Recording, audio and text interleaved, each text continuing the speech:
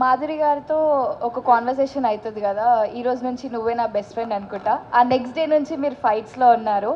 ఇప్పుడు దాని గురించి ఏం మాట్లాడతారు? ఇంకా బాండింగ్ ఉందా లేదా అక్కడికే ఎండా? నేను మాధురి గారితో ఫైట్ చేయలేదు, తను నాతో ఫైట్ చేసింది. నేను నేను నీకు బెస్ట్ ఫ్రెండ్ చెప్పానంటే నువ్వేంటమ్మా నాకు ఇట్లా ఇట్లా అండ్ మళ్ళీ మళ్ళీ వచ్చి గెలికింది, మళ్ళీ మళ్ళీ వచ్చి గెలికింది.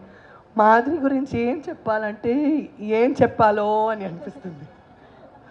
ఏదైనా చెప్తే అసలు ఎట్లా తీసుకుంటుందో అనేసి అనిపిస్తుంది. తన మనసు మంచిది కానీ నోరు వచ్చేసి గుంటూరు కారం.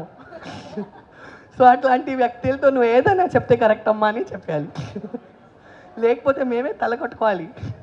కానీ she's a sweetheart and she's very close to me. I'm very happy ఇట్లాంటి ఒక వ్యక్తి నన్ను మించి ఎవరికైనా ఇంకా గట్స్ ఉందంటే ఆ హౌస్లో ఒకటే వ్యక్తి వచ్చి వెళ్ళిపోయిందంటే అది మాధురినే. అనిపించిందా మీకు కూడా?